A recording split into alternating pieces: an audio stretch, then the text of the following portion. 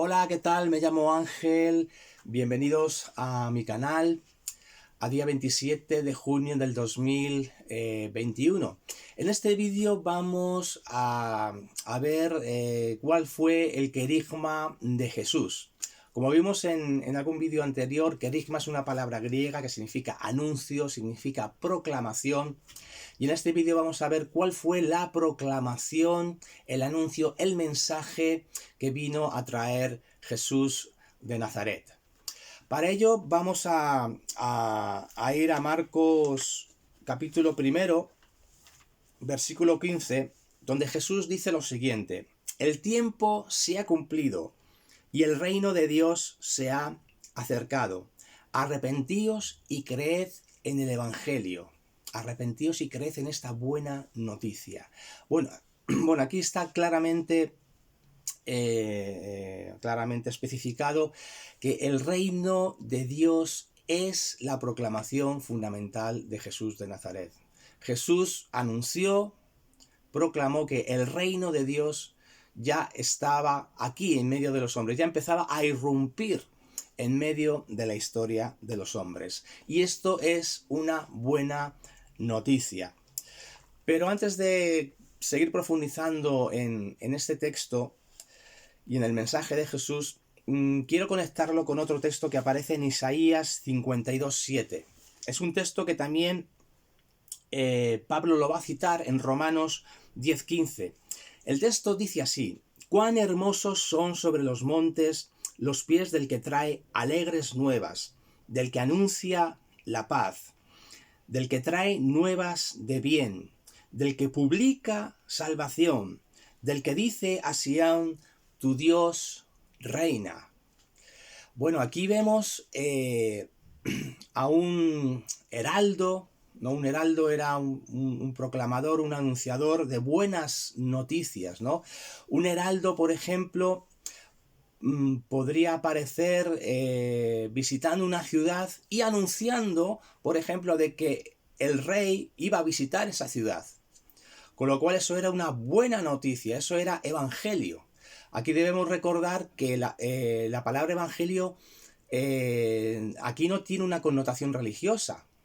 Ni aquí ni cuando Jesús la expresó. Es decir, no tenía una connotación religiosa, sino que era una palabra secular.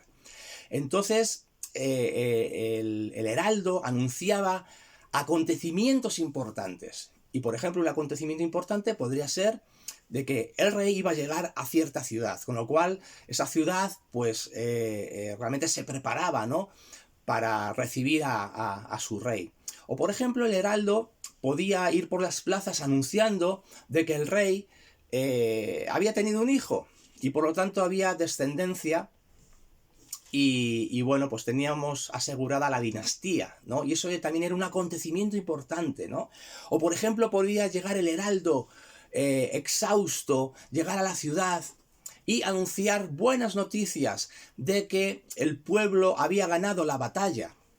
Entonces todo esto es evangelio, todo esto eran buenas noticias, es decir, con estas buenas noticias se proclama un acontecimiento importante.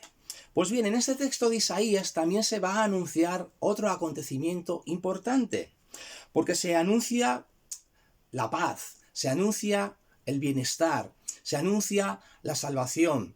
Bueno, pero ¿en qué contexto? Vamos a ver, aquí el pueblo judío, cuando se escribieron estas palabras, estaba exiliado en Babilonia. Debido a su pecado, Dios había traído juicio sobre el pueblo y pues tuvo que pasar 70 años en el exilio. Si vamos a Isaías 40, ahí vemos también que el profeta anuncia que tu tiempo se ha cumplido, porque tu pecado ya ha sido perdonado. Es decir, que vienen buenos tiempos, porque ahora lo que va a acontecer es que el pueblo de Dios va otra vez a regresar a la tierra prometida como si fuese un nuevo éxodo, Por lo tanto, esto es una buena noticia. ¿no? Y una buena noticia de paz, porque el pueblo va a regresar y va a regresar en unas condiciones de paz. Atrás se quedaron las guerras, atrás se quedó el cautiverio, atrás se quedó la esclavitud.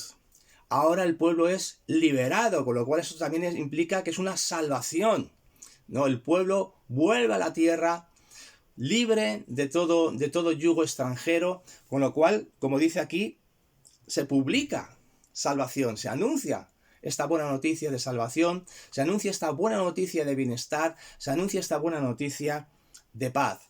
Pero sobre todo lo que se anuncia es que tu Dios reina. Y es que Dios vuelve otra vez a tomar las riendas de su pueblo.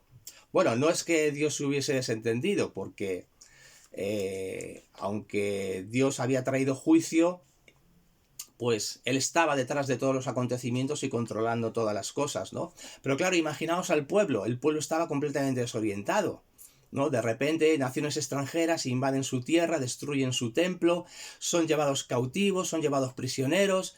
¿Dónde está Dios? ¿Dónde está Dios en todo esto? ¿Dios reina? Pues no lo vemos por ningún sitio, ¿no? Pero aquí se proclama de que tu Dios reina. Dios vuelve otra vez a tomar las riendas de su pueblo. Y esto del reinado de Dios es muy importante, porque ya lo observamos cuando el pueblo de Israel fue liberado del yugo de Egipto, del yugo de Faraón. Porque aquí vemos que, bueno, Dios libera a su pueblo. Hay una confrontación entre los dioses de Faraón y el Dios de Israel, entre Faraón y el Dios de Israel. Y hay una confrontación porque de alguna manera representan dos tipos de sociedad, ¿no?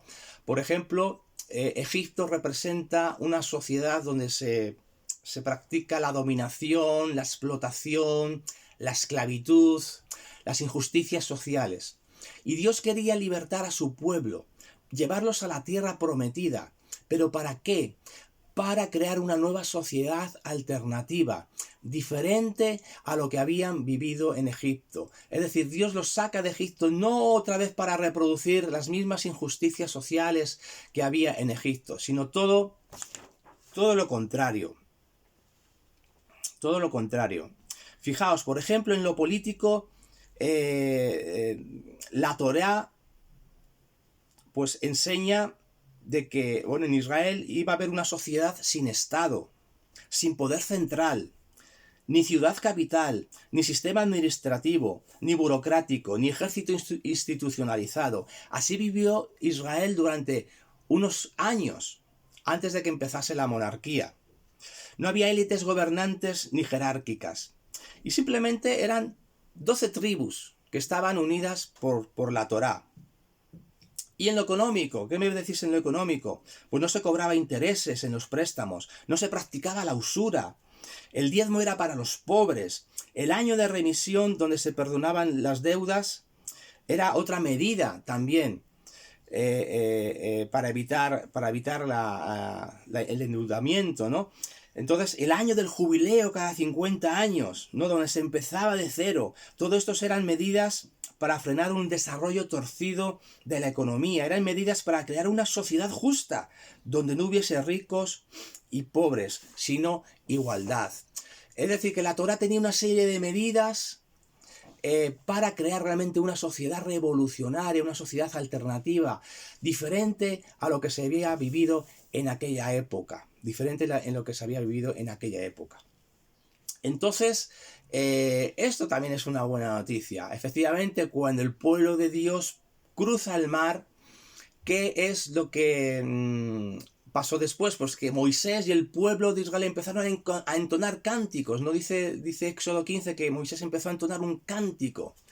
Y al terminar el cántico dice, Jehová reinará ahora y para siempre. Es decir, si iban a dar estas condiciones de igualdad, de justicia social, de paz, de armonía, es porque Dios iba a reinar sobre su pueblo. Y esto es una buena noticia. Por eso es una buena noticia que Dios viene a reinar sobre su pueblo.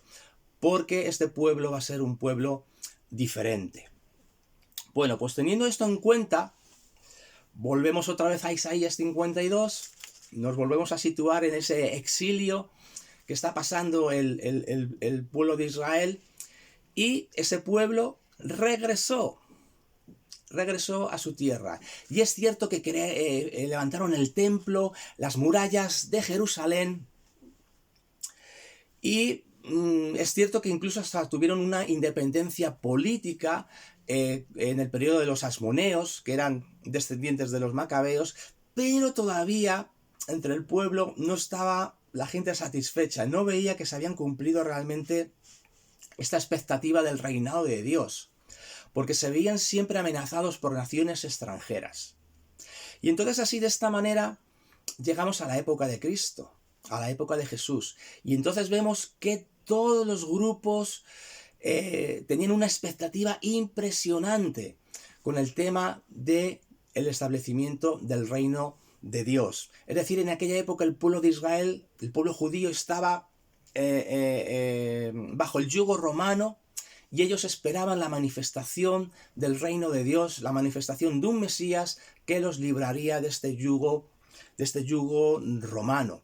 Por lo tanto, fariseos, saduceos, herodianos, esenios, el pueblo en general y más grupos también que no menciona el Evangelio, estaban con esa expectativa, ¿no?, de que Dios iba a actuar en cualquier momento.